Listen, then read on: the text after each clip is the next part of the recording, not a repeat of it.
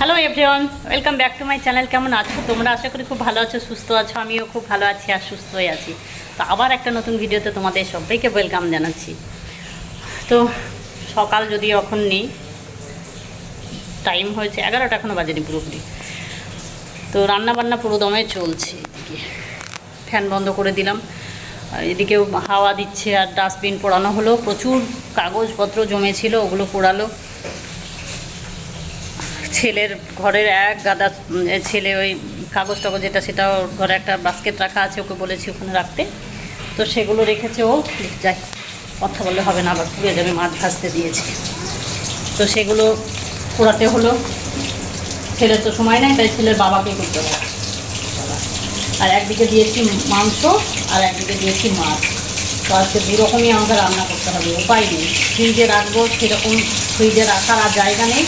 মাংসটা ছিল, কিন্তু বের করে তাকেও রান্না করতে হবে। ভেবেছিলাম আজকে মাছটা করব, জানি না কথা শোনা যাবে কি না, কারণ বাইরে আবার কাকাদের বাড়িতে কাজ মিস্ত্রি এসেছে, কি কাজ হচ্ছে জানি না, শিক কাটাকাটির কাজ চলছে। আর এদিকে তো চলছে পটপট মাছ ভাজার আওয়াজ, চটপট করে আওয়াজ উঠছে। আর গরম, অস্বস্তিকর গরম বাবা। একটু বৃষ্টি মিষ্টি না হলে আর থাকা যাচ্ছে না, ভালো লাগছে না। পুরো দেখো মুখ চোখ দিয়ে পুরো গরমে। এখনই ফ্যানটা বন্ধ করে ভিডিও শুরু করলাম, কারণ ফ্যান না চালিয়ে কিচ্ছু করতে পারছি না, এতটাই অস্বস্তি। তো রান্নাবান্না তো চলছে, সবজিটা এখনও পর্যন্ত রান্না করিনি, ভাতটা শুরু হয়েছে। আর রান্না করবো হচ্ছে চিংড়ি মাছ। চিংড়ি মাছ রান্না করবো না, মানে একটু এর সাথে দেবো, লাউ আছে, লাউয়ের দেবো, অল্প বেশি না।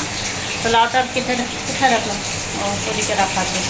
আর পাতিলেবু না কি হয়, এটা ফেলে রেখেছো কেন? দেখুন একটু পাতিলেবু করে। আর পাতিলেবুর এখন যা দাম হয়েছে, এক একটা 3 টাকা করে। গরম পড়েছে, এখন মানুষ শরবত টরবত খাবে, ওই কারণে। তো গরমে অত ফ্যান চালিয়ে ওখানে বসে আছে, দেখতে পাবে কিনা কি জানি। ছোট্ট একটা টেবিল ফ্যান আছে, ওই টেবিল ফ্যানটা অনেক দিন থেকেই আছে। তো গরম লাগে, রান্নাঘরে নিয়েছে তরি তরকারি কাটার সময়, তো চালানো হয়। চালিয়ে বসে আছে, কারণ এটা চালাতে পারছি না। মাছ ভাজছি, চিমনি চললেও টেনে নিচ্ছে ধোঁয়া। ওর জন্য জানলা টানলা তো লাগিয়েছি, জানলাটা তো খোলা, ফ্যানটা বন্ধ করে রাখলাম। আর ফ্যান বন্ধ করে এক মুহূর্ত থাকাই যাচ্ছে না, এমন অবস্থা হয়েছে, অতিরিক্ত গরম। ছেলের স্কুল ছুটি হবে 11টা 15। আর একদিন মনে হয় বলেছি ভিডিওতে, ছেলের স্কুলের টাইম টেবিল চেঞ্জ করেছে, ওর জন্য সকাল সকাল এখন ও বেরিয়ে যায় 6টার সময়। তো বাবা সে জানি না এটা ছিড়বে নাকি। ছেলে তো বেরিয়ে গেছে 6টার সময় বেরিয়ে ও বাসে গেছে। প্রত্যেকদিন সাইকেলে যাচ্ছে, সাইকেলে গিয়ে আসছে, তখন এত রোদ, ওর জন্য আমি সাইকেলে না করেছি, আজকে তো বাসে যাবি। তাড়াতাড়ি উঠে ওকে খাবার দাবার দিয়ে টিফিন দিয়ে বাসে পাঠিয়েছি। তো আসবে হয়তো ওর আস্তে আস্তে 12টা হবে, বাস আসতে আসতে 12টা লাগে, ওর সাইকেলে আসতে আসতে 12টা বেজে যায়। তো আসবে যখন, শরবত ভুলে রাখতে হবে। ছেলেকে শরবত টরবত দিতে হচ্ছে, কারণ ও রোদে যাওয়া আসা করছে। শরবত গ্লুকন ডি এগুলো খুলে রেডি করে রাখি। আমরাও শরবত খুলে খেলাম, 2বার খাওয়া হয়ে গেল। গরমে খুব খারাপ অবস্থা, পেচ্ছাপ জ্বালা শুরু হয়ে যাচ্ছে, খুব সমস্যা। অতিরিক্ত গরম তো, এই কারণে। তা ঠিক আছে, চলো মাংসটা দেখি, না হলে পুড়ে যাবে। আর রান্নাবান্না কি দেখাবো, প্রত্যেক দিনই একই রুটিন, একই রান্না আর একই মশলা, তাই কিছু দেখানোর নেই। আর রান্না দেখতে প্রত্যেক দিন ভালোও লাগবে না। তো রান্নাটা খুব সুন্দর হয়েছে, মাংসের কালারটা তোমাদের দেখাচ্ছি একবার কেমন হয়েছে।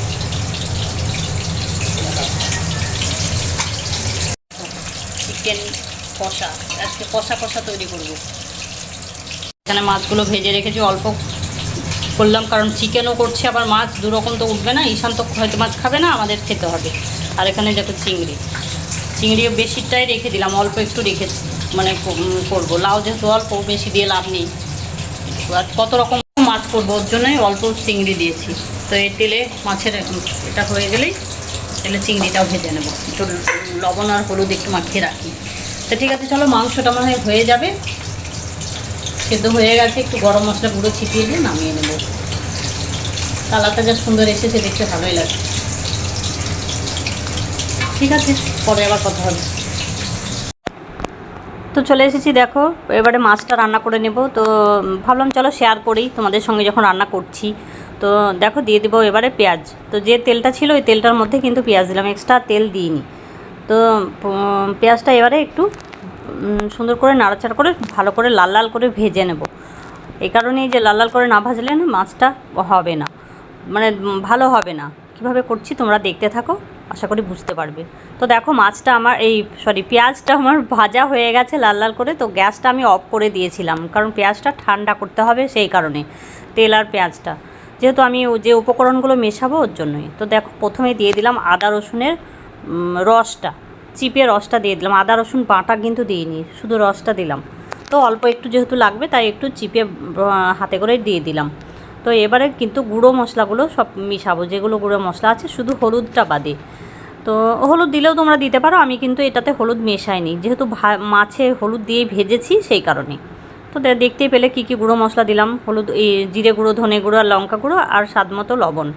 তো লবণটাও দিয়েছি, কিন্তু চিনিটা তোমাদের আমি মানে তখন আমার ক্যামেরাটা বন্ধ করেছিলাম কী কারণে, তো ওর জন্যই চিনিটা দেখাতে পারিনি। তো দিয়ে দিলাম দইটা ফেটিয়ে রেখেছিলাম, তো দইটাও দিয়ে দিলাম। আর দইয়ের বাটিটা ধুয়ে যে পানি থাকবে সেটুকুও দিয়ে দেবো, কারণ যতটুকু মাছ রান্না করতে যতটুকু পানি লাগবে, আমার মোটামুটি মনে হয় 7-8 পিস মতো মাছ ছিল। তো ওটাতে যতটুকু পানি লাগবে ততটুকু দেবো আন্দাজ অনুপাতে। তো দেখো এবার আমি দিয়ে দিচ্ছি মাছগুলো আস্তে আস্তে, আবার পানি লাগলে তারপরে আবার দেবো, দিয়ে তখন গ্যাসটা ধরাবো। এখনও কিন্তু গ্যাসটা আমার অফই আছে, এখনও পর্যন্ত গ্যাস আমি জ্বালিনি। তো দেখো দিয়ে দিলাম এভাবে। আর চিনিটা বললামই দিয়েছি, কিন্তু তোমাদের সঙ্গে শেয়ার করতে পারিনি, ওর জন্যই তোমাদের বলে দিলাম যে চিনিটা অবশ্যই দেবে, যেহেতু টক দই দিচ্ছি তো ওর জন্যই চিনিটাকে, স্বাদটাকে ব্যালেন্সে আনার জন্য তোমাকে দিতেই হবে, নাহলে ভালো লাগবে না। তো এবারে ঢাকা দিয়ে দেবো। আমি কথা বলছি কিন্তু ভয়েসে দিতে হলো এই কারণে, পাশের বাড়িতে মিস্ত্রি কাজ চলছে, খুব শব্দ। দেখো কত সুন্দর হয়েছে কালারটা, হলুদ দিইনি তবুও যেন মনে হচ্ছে যেন আমি হলুদ দিয়ে রান্না করেছি। হলুদ কিন্তু এক ফোঁটাও দিইনি, তোমরা দেখতেই পেলে। আর হলুদ দিইনি এই কারণে কালারটাও ভালো এসেছে, যেহেতু এটা আমি ভাজা মাছ দিয়ে করেছি। তো এত সুন্দর কালার এসেছে আর টেস্টটাও দারুণ হয়েছে। লবণ তো তোমরা অতি সহজেই রান্নাটা করে নিতে পারবে, কিছুই ঝামেলা নেই, সবই উপকরণ ঘরের মধ্যে আছে, শুধু দইটা লাগবে, তাহলেই হয়ে যাবে। তো ঠিক আছে, রান্নাবান্না হোক, পরে দেখাচ্ছি। আর হাজবেন্ড যাবে এখন অফিসে, তো ওকে খেতে দিই। কেমন লাগছে সবজি, কেমন হয়েছে? লাউ, মাছটা খেয়ে দেখো কেমন হয়েছে। লবণটাও ঝাল বেশি হয়ে গেল নাকি এবার? লবণটা তোমার বেশি, গরম। ফ্যান চালিয়ে দিচ্ছি এখন।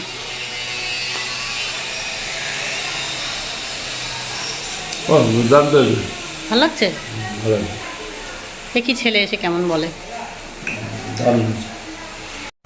তো আবারও চলে এসেছি অনেকক্ষণ পরে। তো এখন বাজে কটা জানো? এখন 5:30 বেজে গেছে। তো মাথাটা আঁচড়ে নিলাম, শুয়েছিলাম একটু, ঘুমিয়েছিলাম। ভোরবেলায় যেহেতু সকাল সকাল উঠতে হয়, আর এখন উঠছি 4:30, পৌনে 5টা নাগাদ এরকম উঠছি ঘুম থেকে। আর ঈশান এতক্ষণ জেগেছিল, কালকে ওর ক্লাস টেস্ট চলছে। তো এই পরীক্ষা হওয়ার জন্য প্রত্যেক দিনই হচ্ছে, ছুটি তো নেই, একেবারে পরীক্ষা হবে। তারপর মনে হয় 12 তারিখ না কত তারিখে ওদের ছুটি পড়বে, গরমের ছুটি। তো ওর জন্যই ও হয়তো কালকে অঙ্ক পরীক্ষা আছে, অঙ্ক মনে হয় প্র্যাকটিস করছিল। আর আমি একটু শুয়েছিলাম, ওকে বললাম যে ও তাড়াতাড়ি ওঠে, ওকে 5টায় তুলেছি।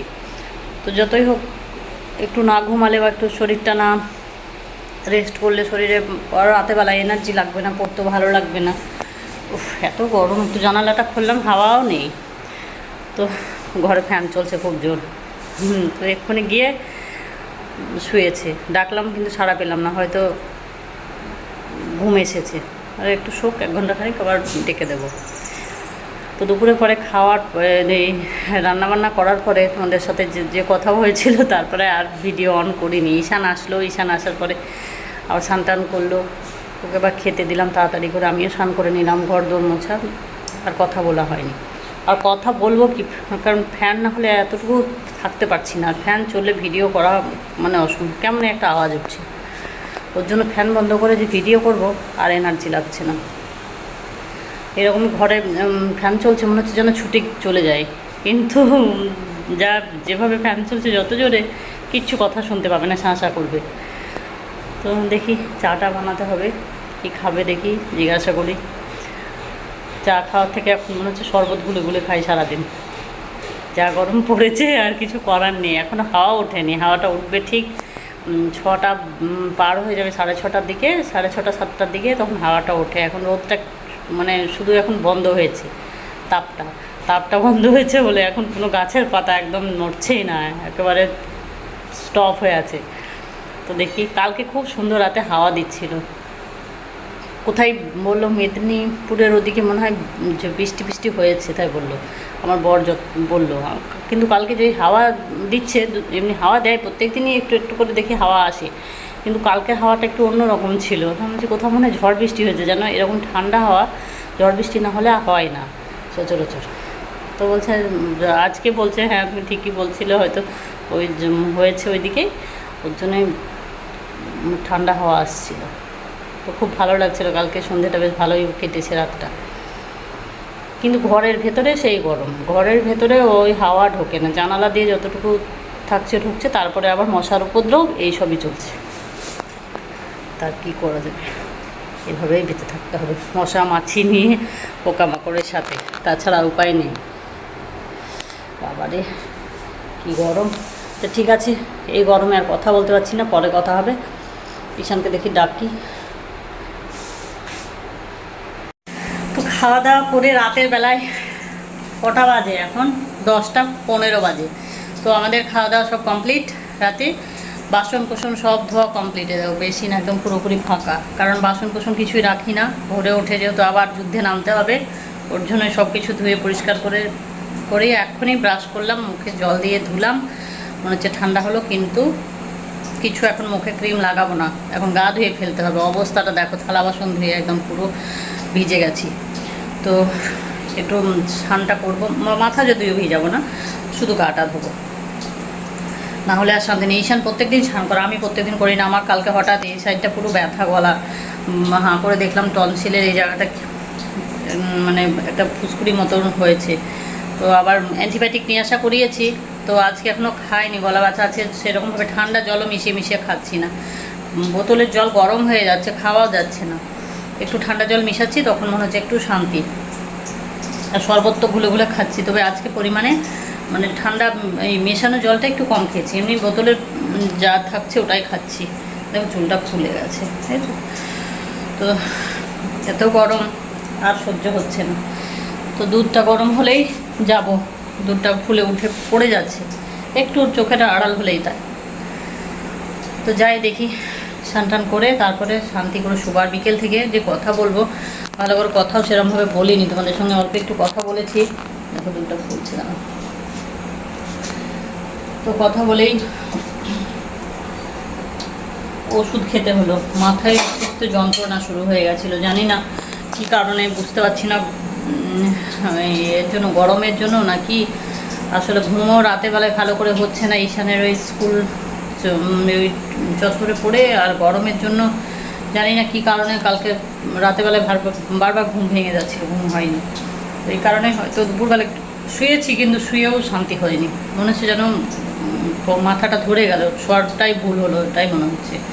তো বিকেল থেকে ওই সন্ধ্যের পরে ওষুধ খেলাম, ওষুধ খাওয়ার পরে এখনও মনে হচ্ছে যেন আমার মাথাটা এখনও যন্ত্রণা করছে, এখনও ভালোভাবে কমেনি। তো একটু ভিক্স টিক্স লাগালাম, তবু ওষুধ খেয়েছি, প্যারাসিটামল খেয়েছি। তো এখন একটু কমলো, তারপরে একটু খাওয়া দাওয়া করলাম, নাহলে আমি আজকে রাতে ভেবেছিলাম খাবোই না। মাথা যন্ত্রণা যে হারে শুরু হয়েছিল, মাথাটা কেমন ভার হয়ে আছে, জানি না কী কারণে। তো আজকে আর তেল দিইনি, কালকে তেল দিয়েছিলাম। তো তেল দিয়ে মনে হচ্ছে যেন আমাকে যত রাজ্যের গরম আমার লাগে, কারণ তেল দিলে আরও বেশি আমার ঘাম হয়, ওই জন্য তেল তো একেবারে আমি লাগাই না চুলে। আর লাগালে পরে যেদিন ওই যখন শ্যাম্পু করবো ঠিক তার 1 ঘন্টা আগে লাগাই, কোনো রকমে একটু রেখে ফ্যানের তলায় বসে আবার তাড়াতাড়ি স্নান করে ফেলি, এটাই হয়েছে ব্যাপার। তো এর বেশিক্ষণ তেল লাগিয়ে থাকতে পারি না, জানি না কী প্রবলেম। মা বকে, মা বলে তেল কেন দিচ্ছি না, তেল না দেওয়ার কারণের জন্য চুলগুলো এরকম অযত্নে নষ্ট হয়ে যাচ্ছে। তো সত্যিই তাই হয়েছে, ছোটোবেলায় তেল ধরে বেঁধে দিয়ে দিত, তখন ভালো ছিল, এখন আর চুলের হাল বেহাল। তো ঠিক আছে, চলো এখন স্নান বলছি, দেখো বারবার গা ধুয়ে ফেলি। দুধ গরম হয়ে গেছে, ঢাকা রেখে দিলাম, দুধ গরম হয়ে গেলো কুচকে হাঁড়িতে। তো ভাবটা বেরিয়ে যাক, লাইট অফ করবো, অ্যাকোয়াগার্ডটাও চলছে, বন্ধ করে দেবো। তো ঈশান পড়ছে, কালকে ম্যাথ পরীক্ষা, ম্যাথ প্র্যাকটিস করছে। তো ঠিক আছে, চলো ভিডিওটা এইটুকুই থাক, দেখা হবে পরে একটা নতুন ভিডিওর সাথে। ততক্ষণ জন্য টাটা, বাই, গুড নাইট। আর সবাই ভালো থেকো, সুস্থ থেকো, সাবধানে থেকো। আর ভিডিওটা ভালো লাগলে অবশ্যই লাইক করে দিও, কমেন্ট করে দিও, আর শেয়ার করে দিও, আর অবশ্যই সাবস্ক্রাইব করে দিও। Tata, good night.